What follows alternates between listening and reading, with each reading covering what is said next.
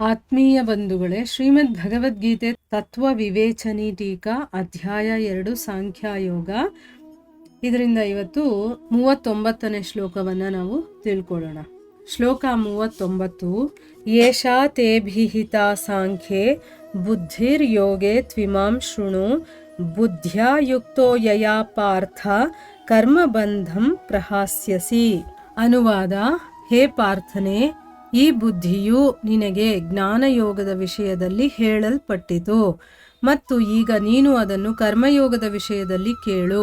ಇಂತಹ ಸಮಬುದ್ಧಿಯಿಂದ ಯುಕ್ತನಾಗಿ ನೀನು ಕರ್ಮಗಳ ಬಂಧನವನ್ನು ಸಂಪೂರ್ಣವಾಗಿ ಕಳೆದುಕೊಳ್ಳುವೆ, ಅಂದರೆ ಕರ್ಮ ಬಂಧನದಿಂದ ಬಿಡುಗಡೆ ಹೊಂದುವೆ. ಇದು ಶ್ಲೋಕ ಮತ್ತೆ ಅದರ ಅನುವಾದ. ಈಗ ನಾವು ಇದನ್ನ ಅರ್ಥ ಮಾಡ್ಕೊಳ್ಳೋದಕ್ಕೆ ಪ್ರಯತ್ನ ಮಾಡೋಣ.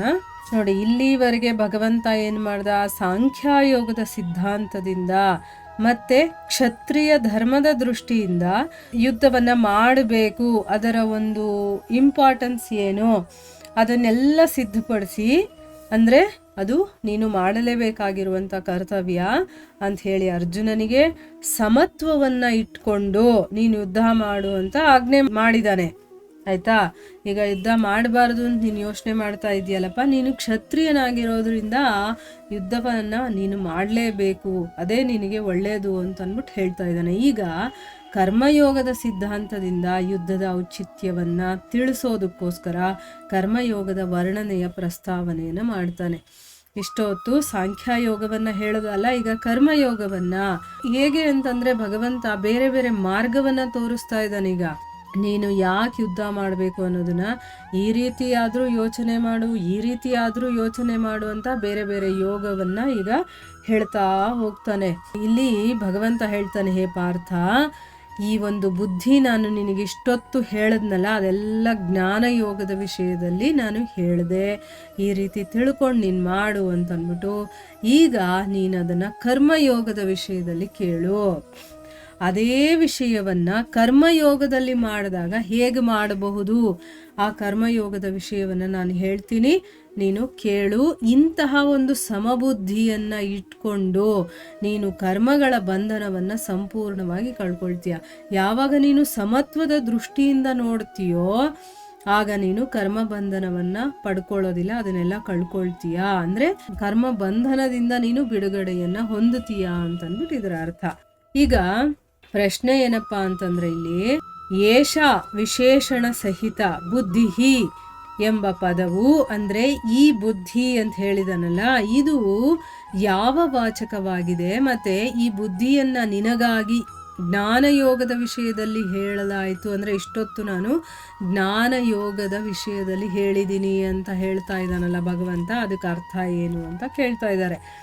ಈಗ ಉತ್ತರ ಏನಪ್ಪಾ ಅಂತಂದ್ರೆ, ಹಿಂದಿನ ಶ್ಲೋಕದಲ್ಲಿ ಭಗವಂತ ಅರ್ಜುನನಿಗೆ ಯಾವ ಸಮಭಾವದಿಂದ ಯುಕ್ತನಾಗಿ, ಅಂದ್ರೆ ನೀನು ದುಃಖನೂ ಪಡಬಾರ್ದು, ಸುಖನೂ ಪಡಬಾರ್ದು, ಇದರಿಂದ ನಿನಗೆ ಸೋಲಾಗುತ್ತಾ ಅಥವಾ ಗೆಲುವೇ ಆಗುತ್ತಾ ಅದೆಲ್ಲ ಬಿಟ್ಬಿಡು, ನೀನು ಸಮಭಾವವನ್ನ ಏನೇ ಬಂದರೂ ಅದನ್ನ ಸಮಾನವಾಗಿ ಸ್ವೀಕಾರ ಮಾಡುವಂತ ಒಂದು ಭಾವನೆಯಿಂದ ಯುದ್ಧ ಮಾಡುವಂತೆ ಹೇಳದ್ನೋ ಅದೇ ಸಮತೆಯ ವಾಚಕವಾಗಿ ಇಲ್ಲಿ ಏಷ ಎಂಬ ಪದದ ಜೊತೆ ಬುದ್ಧಿ ಅನ್ನುವಂಥ ಪದ ಇದೆ. ಯಾಕೆ ಅಂತಂದ್ರೆ ಏಷ ಅನ್ನುವಂಥ ಪದ ತುಂಬ ನಿಕಟವರ್ತಿ ವಸ್ತುವನ್ನ, ಅಂದ್ರೆ ತುಂಬ ಹತ್ರ ಇರುವಂಥ ವಸ್ತುಗಳನ್ನ ಹೇಳಬೇಕಾದ್ರೆ ಹೇಳುವಂಥದ್ದು ಈ ಬುದ್ಧಿ. ಅಂದ್ರೆ ಈಗ ತಾನೇ ಹೇಳಿ ಮುಗಿಸಿದಾನಲ್ವಾ, ಅದಕ್ಕೆ ಹೇಳ್ತಾ ಇರೋದು ಈ ಬುದ್ಧಿಯನ್ನ ಇಟ್ಕೊಂಡು ಅಂತ ಅಂದ್ಬಿಟ್ಟು.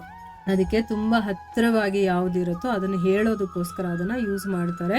ಅದಕ್ಕೋಸ್ಕರನೇ ಈ ಮಾತಿನಿಂದ ಭಗವಂತ ಜ್ಞಾನಯೋಗದ ಸಾಧನೆಯಿಂದ ಈ ಒಂದು ಸಮಭಾವ ಅನ್ನೋದು ಯಾವ ರೀತಿ ಯಾವ ಪ್ರಕಾರ ಪ್ರಾಪ್ತಿಯಾಗುತ್ತೆ. ಜ್ಞಾನಯೋಗಿ ಆತ್ಮನ ಯಥಾರ್ಥ ಸ್ವರೂಪವನ್ನ ವಿವೇಕದ ಮೂಲಕ ತಿಳ್ಕೊಂಡು, ಈಗ ಜ್ಞಾನವನ್ನ ತಿಳ್ಕೊಳ್ತಾ ನಮ್ಮ ವಿವೇಕ ಜಾಗೃತವಾಗುತ್ತಲ್ವಾ. ಯಾರಿಗೆ ಜ್ಞಾನ ಇರೋದಿಲ್ವೋ ಅವರಿಗೆ ವಿವೇಕ ಅನ್ನೋದು ಇರೋದಿಲ್ಲ. ಯಾಕೆ ಅಂತಂದ್ರೆ ತಿಳುವಳಿಕೆನೇ ಇಲ್ಲದೆ ಇದು ಸರಿನಾ ತಪ್ಪಾ ಅಂತ ಅವ್ರಿಗೆ ಯೋಚನೆ ಮಾಡೋದಕ್ಕೂ ಬರೋದಿಲ್ಲ. ವಿವೇಕ ಅಂತಂದ್ರೆ ಏನು, ಯಾವುದು ತಪ್ಪು ಯಾವುದು ಸರಿ ಅನ್ನುವಂಥ ತಿಳುವಳಿಕೆಯನ್ನ ಮತ್ತೆ ಯೋಚನೆ ಮಾಡುವಂಥ ಶಕ್ತಿ ಇರುತ್ತಲ್ಲ, ಅದನ್ನ ನಾವು ವಿವೇಕ ಅಂತ ಹೇಳೋದು. ಯಾವಾಗ ಅವನು ಜ್ಞಾನ ಯೋಗವನ್ನ ತಿಳ್ಕೊಳ್ತಾನೋ, ಆತ್ಮ ಅಂತಂದ್ರೆ ಏನು, ಅದರ ಸ್ವರೂಪ ಏನು, ಅದನ್ನೆಲ್ಲ ಸರಿಯಾಗಿ ತಿಳ್ಕೊಂಡು ಯಾವ ರೀತಿ ಅವನು ಸಮಭಾವದಿಂದ ಇತ್ಕೊಂಡು ವರ್ಣಾಶ್ರಮಕ್ಕೆ ಉಚಿತವಾದಂತಹ, ಅವನು ಯಾವ ವರ್ಣದಲ್ಲಿದ್ದಾನೆ ಯಾವ ಆಶ್ರಮದಲ್ಲಿದ್ದಾನೋ ಅದಕ್ಕೆ ತಕ್ಕಂಥ ವಿಹಿತ ಕರ್ಮಗಳಿರುತ್ತಲ್ಲ ಅದನ್ನು ಮಾಡಬೇಕು. ಈ ಎಲ್ಲ ಮಾತುಗಳನ್ನು 11ನೇ ಶ್ಲೋಕದಿಂದ 30ನೇ ಶ್ಲೋಕದವರೆಗೆ ಹೇಳಿ ಅವನು ಈ ಭಾವವನ್ನು ತೋರಿಸಿದ್ದಾನೆ. ಭಗವಂತ ಈ ಎಲ್ಲ ಮಾತುಗಳನ್ನು ಇಷ್ಟು ಶ್ಲೋಕ 11ನೇ ಶ್ಲೋಕದಿಂದ ಹಿಡಿದು 30ನೇ ಶ್ಲೋಕದವರೆಗೂ ಅವನು ಬರೀ ಇದರ ಬಗ್ಗೆನೇ ಹೇಳಿ ಅವನಿಗೆ ಅರ್ಥ ಮಾಡಿಸೋದಕ್ಕೋಸ್ಕರ ಇದನ್ನು ಹೇಳಿದ್ದಾನೆ ಅನ್ನೋದು ಈ ಮಾತಿನ ಭಾವ ಅಂತಂದ್ಬಿಟ್ಟು ಇಲ್ಲಿ ಹೇಳ್ತಾ ಇದ್ದಾರೆ. ಮುಂದಿನ ಪ್ರಶ್ನೆಯನ್ನು ನಾವು ಮುಂದಿನ ಭಾಗದಲ್ಲಿ ತಿಳ್ಕೊಳ್ಳೋಣ. ಹರೇ ಕೃಷ್ಣ.